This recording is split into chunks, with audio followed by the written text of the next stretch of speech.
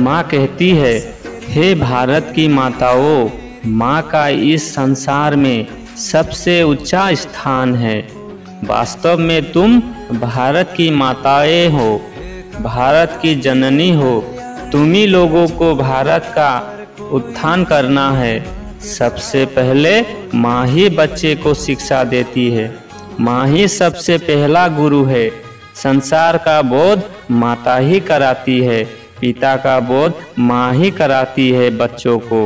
इसलिए स्वयं महान बनो और अपने पुत्रों को अच्छी शिक्षा दो। आज मुझे दुख से कहना पड़ता है कि भारत की नारी अपना धर्म भूल गई है, अपनी मर्यादा छोड़ रही है। वो भूल गई है कि उसकी वास्तविकता क्या है। तुम्ही माताओं ने राम कृष्ण जैसे महान पुरुष और ध्रुव प्रहलाद जैसे भक्तों को जन्म दिया। तुम अपनी शक्ति को भूल गई हो। इसलिए मैं कहती हूँ कि आध्यात्मिक ज्ञान को जानकर अपनी वास्तविक शक्ति को पहचानो। आत्मा ज्ञान के बिना मानव का उत्थान नहीं हो सकता। समाज में शांति नहीं हो सकती। जब तक मनुष्य आत्मा ज्ञान को नहीं जानेगा, तब तक अशांति मनुष्यों में किसी न किसी रूप में प्रकट होती रहेगी।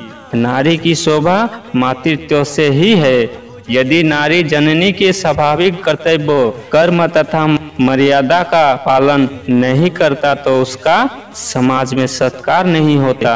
सोना अग्नि में तप कर ही निखरता है। ऐसे ही नारी भी तप, त्याग और धैर्य से ही दूसरे के हृदय को बदल सकती है।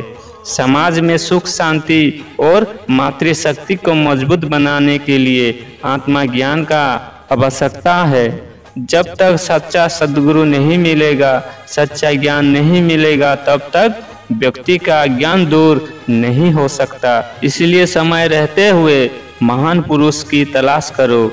वही ज्ञान देकर तुम्हें आत्मिक शक्ति का बोध कराएंगे। तभी जाकर समाज में नारी की रक्षा होगी।